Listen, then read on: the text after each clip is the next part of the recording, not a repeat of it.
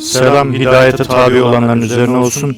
Keşful Hafa serimize devam ediyoruz. Tekrar hatırlatmakta fayda görüyoruz.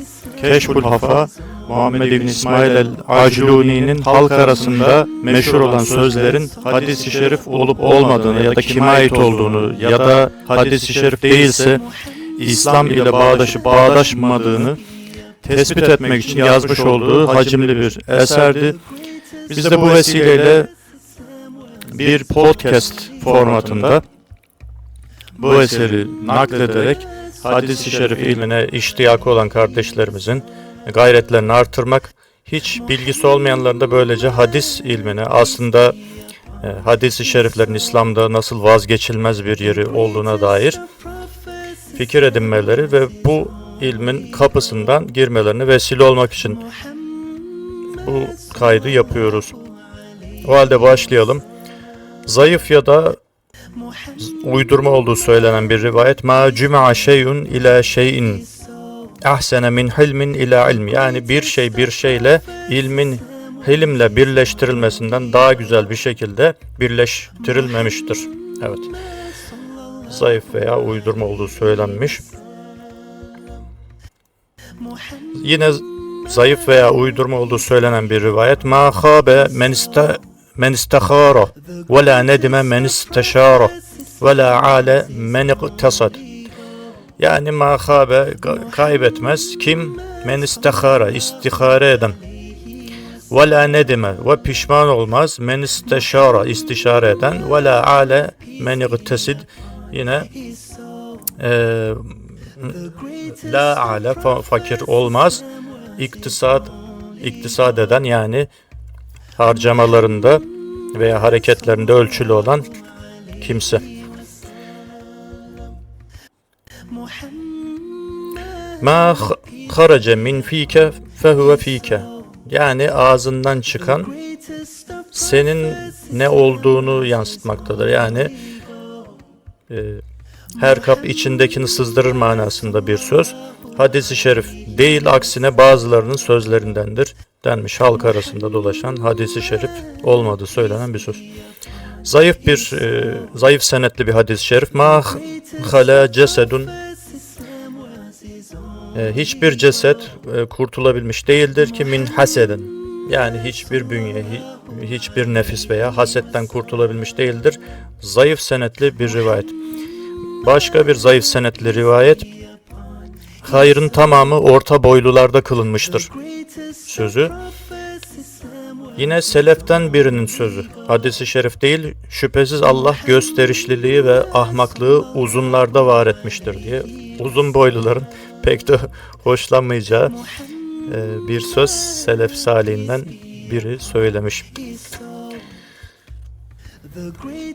Yalnız elbette kıyafet ilminde, firasi ilimlerde şöyle denir: kısalar fitnedir, Ali müstesna, uzunlar ahmaktır, Ömer müstesna şeklinde burada müminleri, salihleri, şüphesiz salih bir hayat sürmeye çalışanları istisna ediyoruz. İnsan bunun farkında olursa fıtratının negatif yönlerini bununla cihat eder, bunun üzerine gider ve elbette karakterinin neresini törpülemesi gerektiğini bilir. Şüphesiz her insan farklı tabiatta olduğu gibi farklı negatif yönleri barındırarak bu dünyaya gelir. Bunlar da bizim imtihanımızın birer parçasıdır. Kimimiz daha cimri olmaya meyilliyizdir. Kimimiz daha açgözlü olmaya meyilliyizdir. Kimimiz çok konuşmaya, kimimiz çok temizlik sevmemeye, biraz pasaklı olmaya. Bunlar, bu hususları, bu negatif yönleri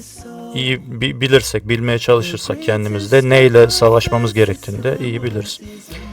Bir başka söz, ma hala yahudiyyani bi müslimin illa hemme bi katlihi, yani bir Müslümanla baş başa kalan, bakın hala diyor, halvet olan iki Yahudi yani iki Yahudi mutlaka, bakın hemme bi katlihi diyor, mutlaka onu öldürmeye yeltenirler. Hadis-i şerif olmadığı söyleniyor. Fakat mana olarak dikkate alınması gereken bir söz olduğunu Acluni şu şekilde ifade ediyor. Hocamız merhum Yunus el-Mısri şöyle bir şey nakletmişti. Hocamız bir gün bir Yahudiden mantık dersi okurken Yahudi onunla baş başa kaldığı sırada şunu söyleyivermiş. Yanında bıçak ve benzeri bir şey olmadan benim yanımda sakın durma. Çünkü bir Yahudinin bir Müslümanla baş başa kalması ve Müslümanın yanında da herhangi bir silah yoksa onu öldürmesine sebep olabilmesi manasına gelir diye itiraf etmiş. Öte yandan Necmettin el-Gazi meşhur muhaddis insanlar arasında meşhur olan sözlerden biri de şudur diyor. Bir Sünni ile baş başa kalan hiçbir Rafızi yoktur ki içinden o Sünniyi öldürmeye niyetlenmiş olmasın. Bu da Rafızilerin Yahudilerle ortak olan özelliklerinden biridir demiş. Yorumu sizlere bırakıyoruz. Hadis-i şerif olmadığı rivayet edilen fakat İmam-ı Şafii'nin bu manada bir sözü olduğunu rivayet edeceğimiz bir söz. مَا رَفَعَ أَحَدًا فَوْقَ مِقْدَارِهِ إِلَّا وَاتَّضَعَ عِنْدَهُ مِنْ قَدْرِهِ بِأَزْيَدٍ. Yani mealen kısaca bir kimse başka birini değerinden fazla, miktarından fazla yüceltmişse, raf etmişse mutlaka o kişinin gözündeki kendi değeri daha fazla düşmüştür gibi. İmam Beyhaki'nin meşhur Menakıb-ı Şafii isimli kitabını naklettiğine göre imamın şöyle söylediği rivayet ediliyor. Kimi değerinden fazla kıymet verip yüceltmişsem onun gözündeki değerim mutlaka ona verdiğim değer oranında düşmüştür. Fakat şarih şöyle söylüyor yani Acluni, bu durum adi aşağılık karakterler için geçerlidir.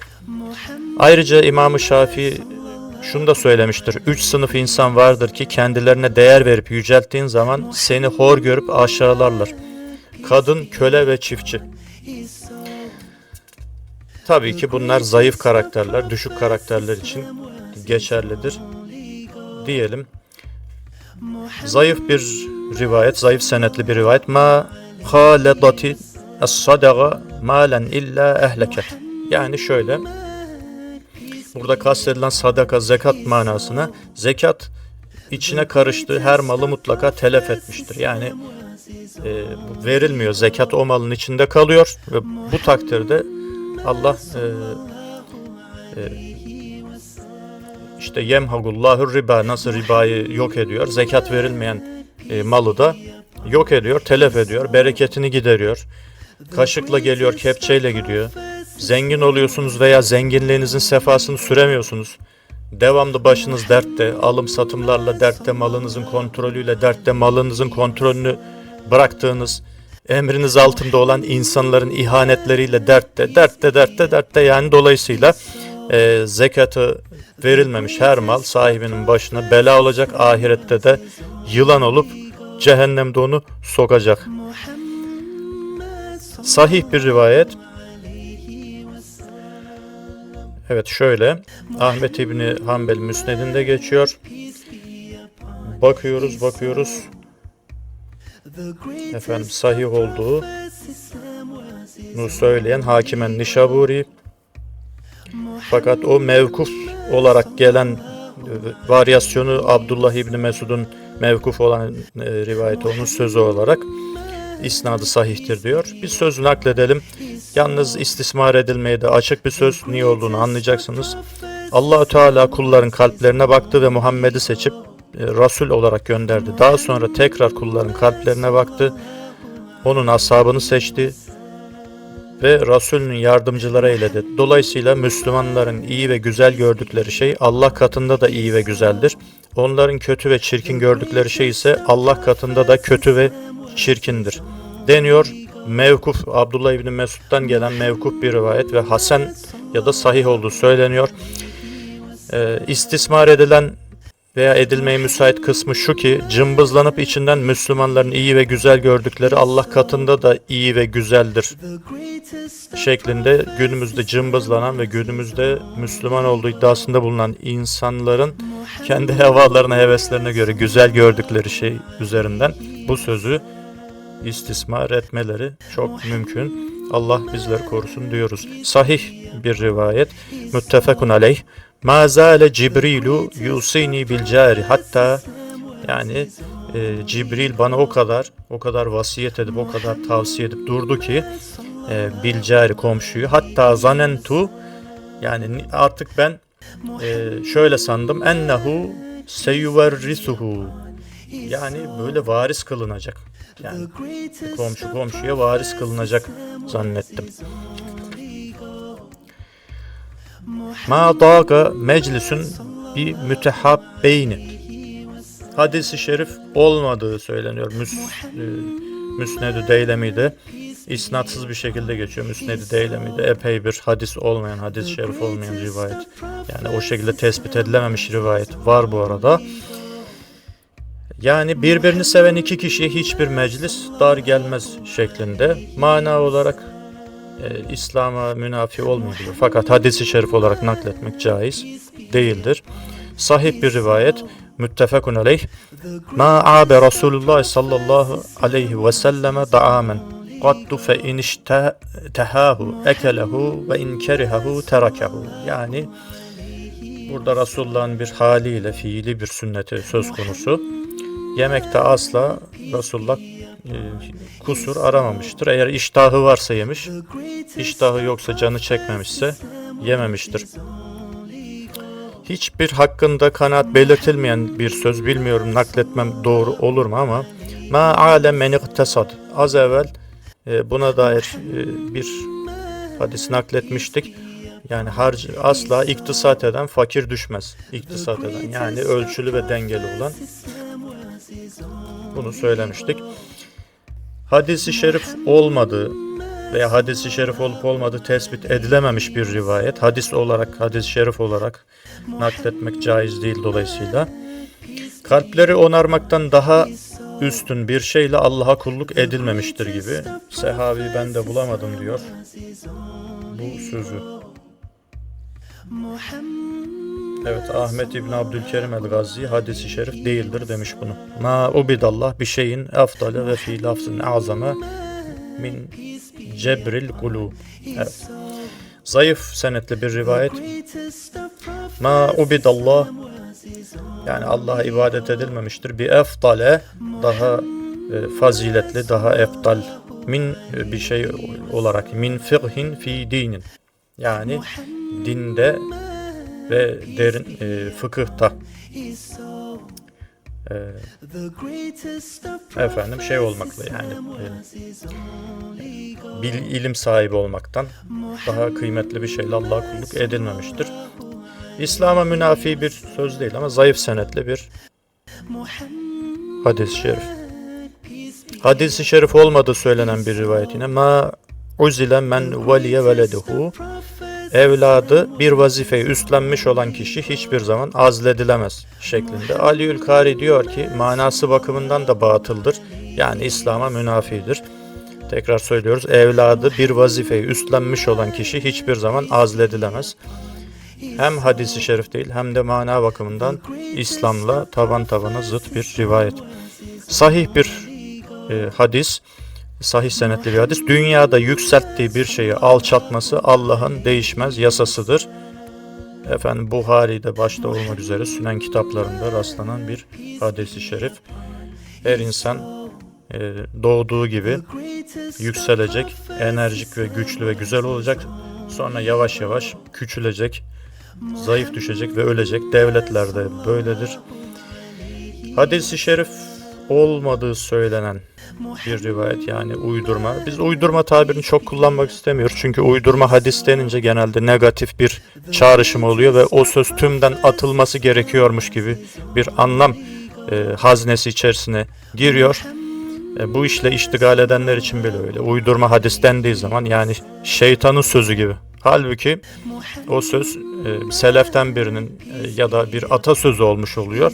Ama mana bakımından İslam'la birebir örtüşen bir söz oluyor ya da eski Resul veya Nebilerin bir sözü olarak gelmiş oluyor.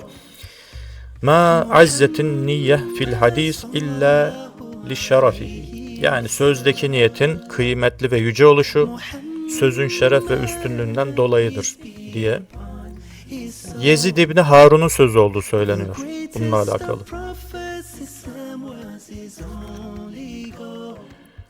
Zayıf veya hasen olduğu söylenen bir rivayet, kulların yararına olmak üzere Allah'ın kendilerine özellikle nimetler bahşettiği bir takım topluluklar vardır. O nimetler içinde kalabilmeleri onları bolca vermeye bağlıdır. Yani ihtiyaç sahiplerine. Eğer bu nimetleri başkalarından esirgeyecek olurlarsa Allah o nimetleri onların elinden alıp başkasına verir. Zayıf ya da hasen denmiş senediyle alakalı bu rivayetinde. Bugünlük bu kadar. Allah nasip ederse serimize devam edeceğiz. Rabbimiz nasip ettiği kadar. Selam hidayete tabi olanların üzerine olsun. Hoşçakalın.